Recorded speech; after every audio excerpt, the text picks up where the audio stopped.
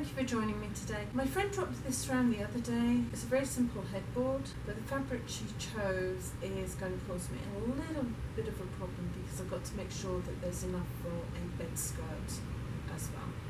So let's get on with it. The first thing to do is remove the outside. It has back tacking and I'm not keeping this fabric. This is so rusty. I'm going to cut this out like this and then remove everything that I don't need. And then I can start pulling this out. This is going to take some time. They've put tape over it, but it still went rusty. I'll be able, I think, to just roll most of this out. Maybe not. I'm going to finish cleaning this up and we'll go from there. This is the pattern that my friend chose. It's a drop pattern because we have the urn or the flower pot, whatever you want to call it, there, here, and then further down. She wants it centered. So the question was which side to put the joint, because I'm going to have to put a joint in here. And she said on this side because that's furthest from the door.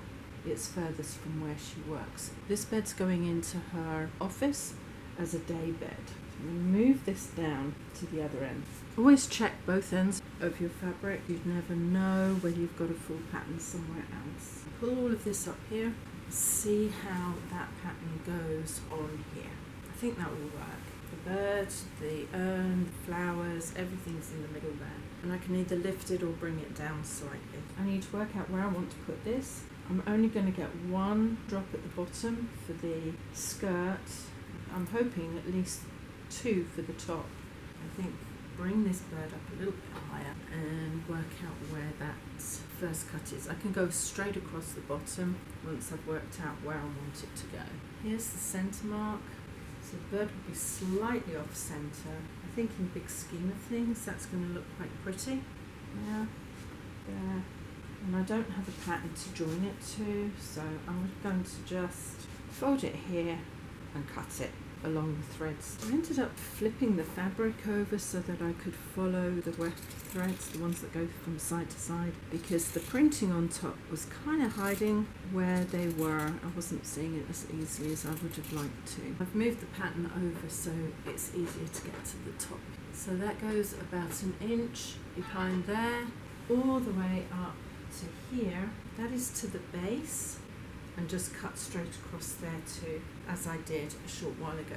I folded this where I want to cut it, so I'm just going to cut along here, and again I'm going to have to flip it so that I can follow the threads along here all the way across. So what I've done is I've worked out the center, which measure from the outside of the back of the frame to the outside of the back of the frame, both sides, which came to 45 inches.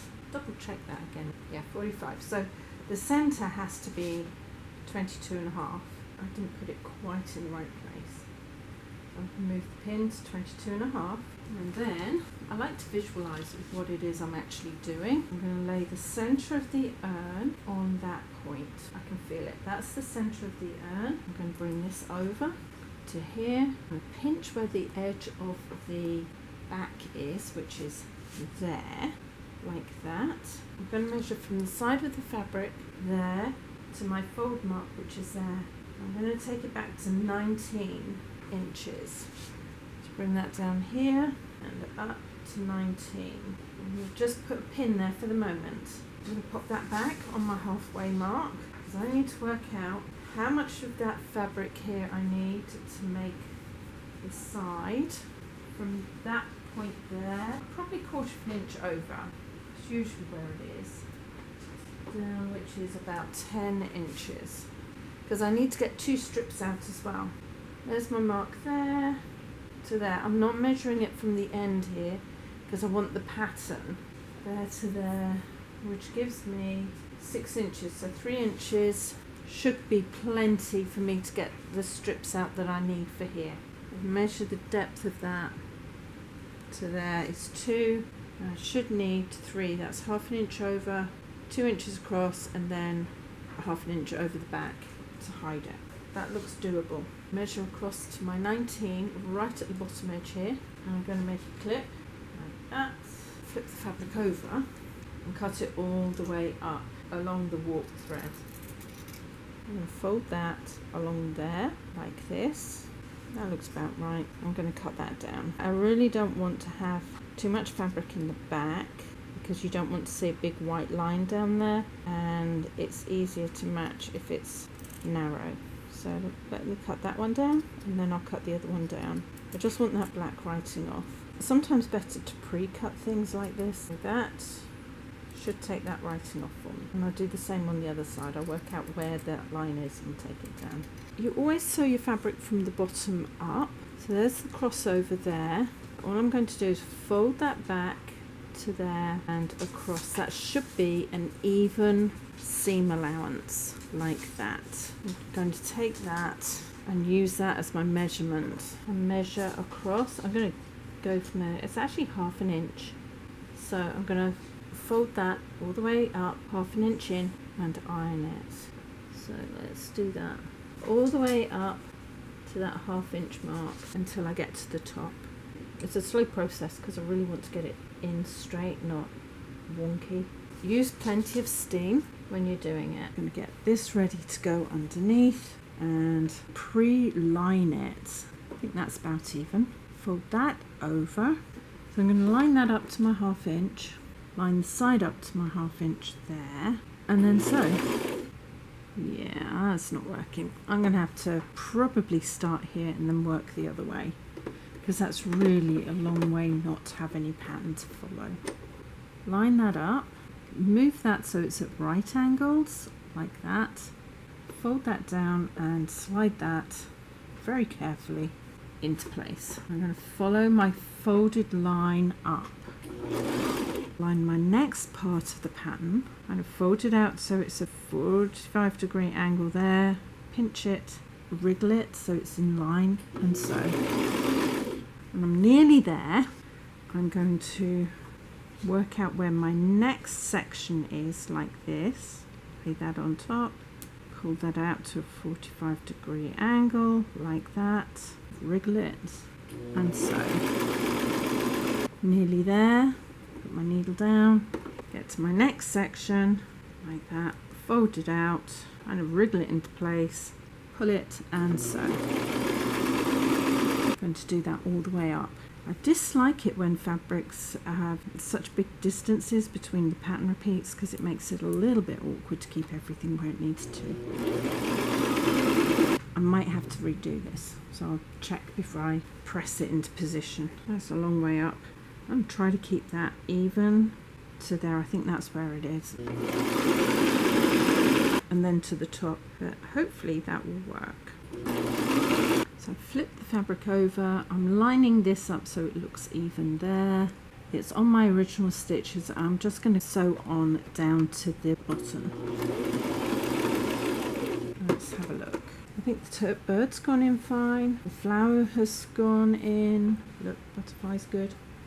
And then as I move up, the flowers are in line, maybe a little bit off, but not enough for me to be worried about it. I've seen way worse. I think that's fine. I think that's pretty good. Now, something else I did notice on here was pin marks in the fabric. So I'm just going to have to smooth those out, which just involves pushing the threads together where I find them, because that is not good, and it's all the way up the fabric. That's perfect. I'm going to measure from the outside edge underneath the foam like this all the way to the outside edge here, and it comes to 38.5, just over. Fold that in half, and that 19.1/8 is my center mark, so I'm going to measure across to 19.1/8, mark that, and then down slightly.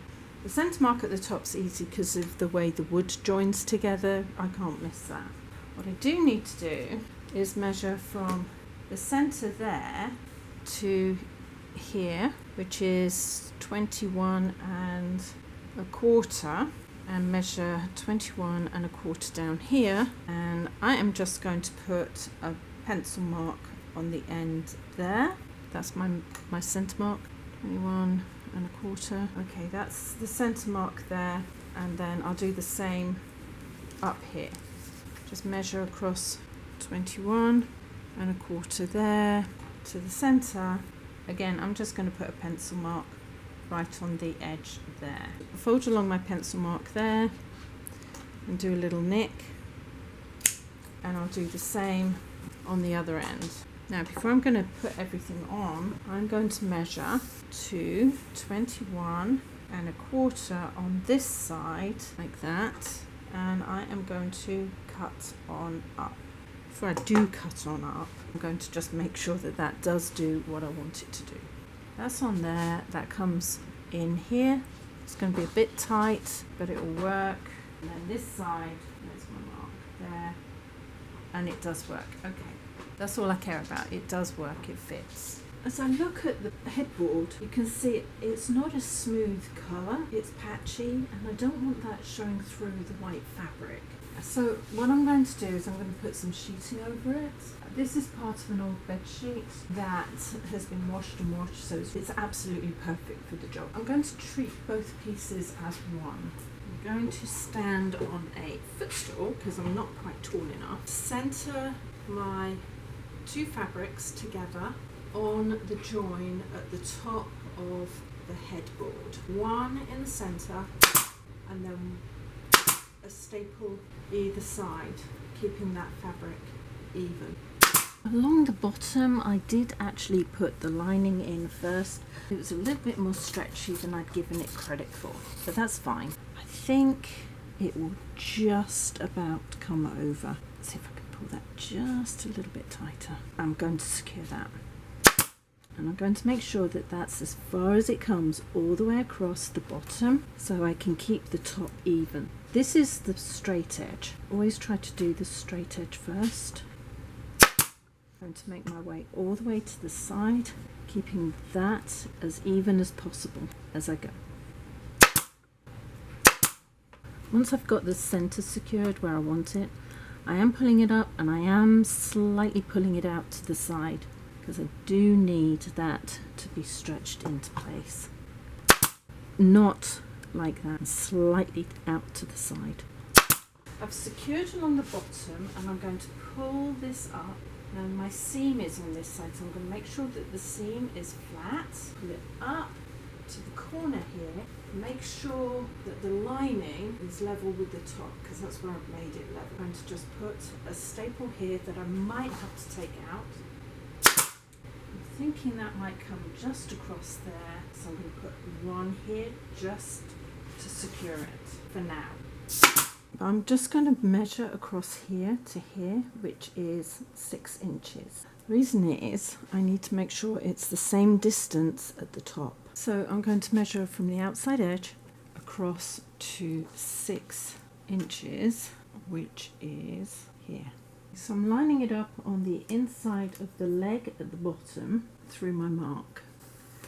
So that ideally is where my seam needs to aim to. I think it's actually 1/8 of an inch further over, but I do need to keep that seam straight on the front. I'm going to line this up. It's hard up against the back of here to there. That, or just above there, is where it comes in. Pull that in so it's nice and straight, and then I'm going to pull this in so that my line is against the join there, or close to, and I'm going to pull it down like that. I'll put a staple there to hold it. What I'm trying to do is make sure these are more or less straight. So I'm going to pull that down into position and staple a little bit high, not too high, like that. I'm going to put a couple along the side towards the back. Just cut that back a little bit, and I'm going to put a cut up towards here. Not as far up as I'm going to put the back tacking, but enough that that folds open and is a lot smoother. I am going to take the two stabilising staples I put in out. The one in the centre I'm leaving because that is where the centre has to be. This, I'm going to cut it back slightly around here so I can see where I'm pulling this seam into. I think if I pull that really tight up, that will come in It's got to be as close as I can possibly get it. That's my aim. It's even as in it's at the front side. I can't line it up properly and it might be a little bit out, but as long as it's within a certain amount of space, I should be fine. And I can always alter it in a while. Push that in there for now. I'm going to pull this up and out. It should straighten everything out for me. And I'm only pulling the top layer. I pulled the bottom layer in, but I'm really concerned about the top layer. I'm going to put a new stabilizing staple here. If it's pulled in slightly this way, it will straighten up. My aim is to get the seam in as straight as I can, because if that goes in wonky, people are going to notice. I'm going to take my time to go up the side here and secure, even if I have to double check each little section that I put in. Not only that, it's a little bit awkward because I had to cut it really tight. A little bit over and into place. I've got like ½ an inch of that extra to play with. But it will go in. If anything, I'm pulling it up towards here because that's where it needs to go into. I'm just messing with it at the moment to make sure I'm doing it properly. I can gauge where it is by looking at the back here to make sure that it's even from the back of the board. Actually, I could measure it up. I think that's even taking me too far. I've just taken out the staple that was holding this in place, and I'm going to put it really hard down at that corner because it goes off the edge here. It should more or less go off the edge here and secure. I'm going to double check that from this end to make sure it's even here. And I think when I pull this in, it will automatically pull this in here. I'll take this one out and just pull it a little bit more this way into that corner and secure, because really now all I'm doing is pulling it up against the bottom there. I can cut back along here where I need to, up to here, and start on the corner, go round.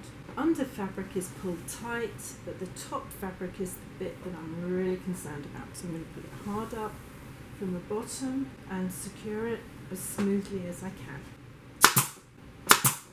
It's not rippling, which I'm really pleased about, and I'll just cut back a little bit further.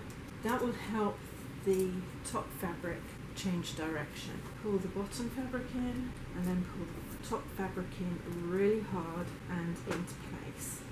Now I'm trying to pull it a little bit that way so that this doesn't do a S shape, and cut back a little bit more.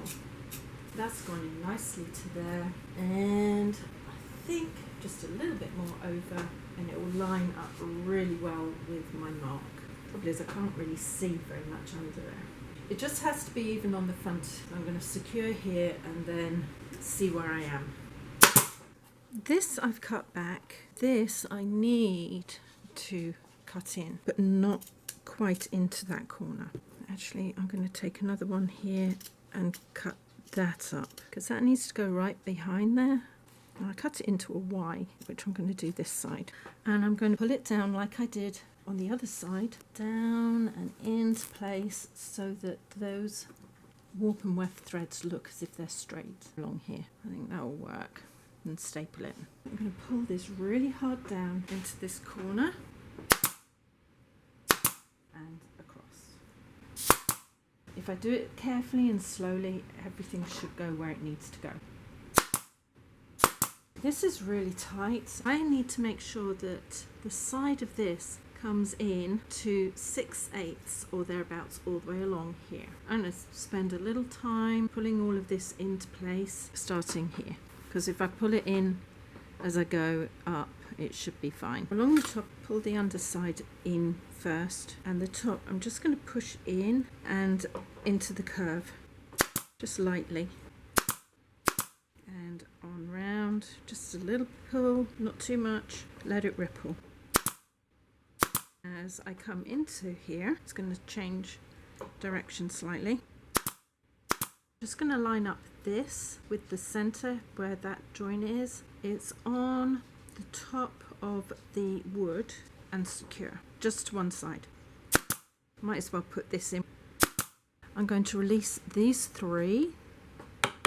It won't matter because this will be hidden by the piping, so if it changes direction a little bit, it's not going to be a problem. I need that to spring back slightly, otherwise I'm not going to be able to get it to go into that lovely corner that's here. I'll work this area in because it's going to take me a little while. I've released these few staples because what I really want to do is bring that over so it will go in over there. What I did originally is just pull it up so I can get the top in. Put some staples in here to here, and then I'm going to have to push it towards this corner here just slightly. Cut along here a little ways and up because I need to bring that in. Pull in around the top here a little ways back. I'm really just kind of hitting things and hoping for the best. Aim for the corner but not get quite there. There and there to open it up. So in here and then round. It's awkward. One side's going to go in better than the other. Took a little bit going backwards and forwards to get that in, and all I'm doing now is bringing this in so that the top of that is on the top of the wood. Right into the corner, then across to the edge and on round. It just takes a little minute. I brought this down to here, which is where the top of the leg will go in. Put that around so it's about 1/2 inch on each side. Push that up to about where the base is. I'm going to staple that all the way across like this. Just going to go down the side and secure it there as well. Bring this down, pull that down. Just got 1/2 inch either side or thereabouts. Stretch it down and secure. Not all the way into the corner because I want to fold that in. And then all the way along the inside of here. And I'll do the other side as well on the back. This cover I had washed and it has shrunk up so much, which is a bit sad really, but never mind, one of those things. Just secured it across the top and I'm securing it over the side of that fabric. Note to myself, because it also frayed quite badly, is to zigzag over absolutely everything next time. Put that down there, pull it really tight and secure. And I'll just fold the rest in as I go. I've brought everything down into the base of the foot and I've put a piece of black cloth underneath. It stops all the loose ends. I put staples along the inside. Everything on the legs are covered all the way up to the top. Okay, I can't actually do a pattern match, although that's quite close, because I don't have enough fabric. So what I'm going to do is that comes in here, a little bit down like that. That comes there. Yeah, that's perfect. So I'm going to fold that back up and secure here. I can't take it too far down because otherwise I'm not going to have enough for the fold at the bottom. Make it a little bit taut and secure here. What will match up kind of is here where the feathers are. I've got my back tacking, which I'm going to run along the raw edge of the side there. Pop that on top like that and secure. Push everything up hard against the piping, and I'm putting a little bit extra of the Dacron over the top so when it folds over it smooths everything out. So if I do that, you can just see that it's nice and tight. So I'm going to make my way around as best I can. Now I do have a join at the top, which I'll show you how I've done. Double check as you go, because I really want that nice and tight. Just bringing that into here, because this is where I'm going to put my join. And I'm going to just cut back a little way here. I'm putting it on top so it's not so obvious. Fold that back and put a securing staple here. The top there down and around into there. And that should be my join. I'll put another securing one there. Cut that back because I don't want it too bulky. Cross this over nicely, keep that straight, pop that over, and then bring that around.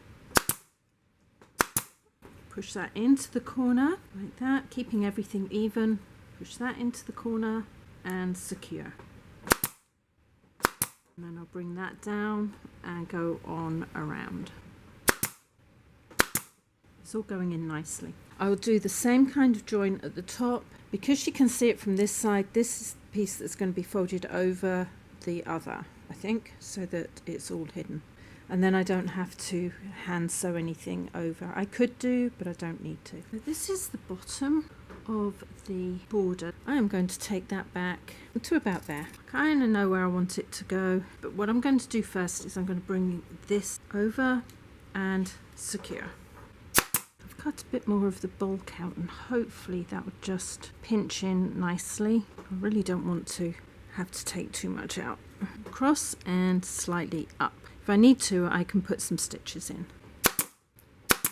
All I'm going to do is push it up and over. I'm not pulling it up or down, just up and over, all the way to the top. At the top here, I'm just going to pull it in like I have. This way first. I'm going to pull it down and into the back there. Now I should be able to get a couple of ones straight without having to cut anything just yet. As I come around the corner here, I'm going to cut in like this so it opens up. Not too far because I need to be able to cover all of this. Again, bring that up and in. That's all I'm doing.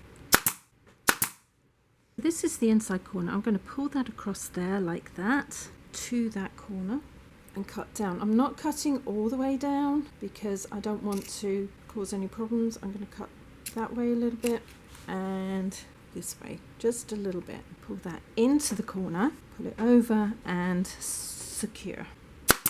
Pull this up and into place.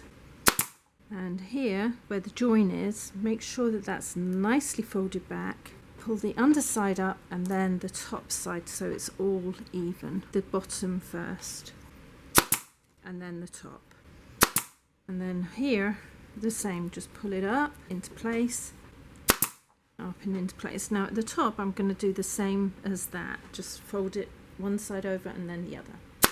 I'm just going to secure all of this in place as I go around the corner, and then that's done at the same time.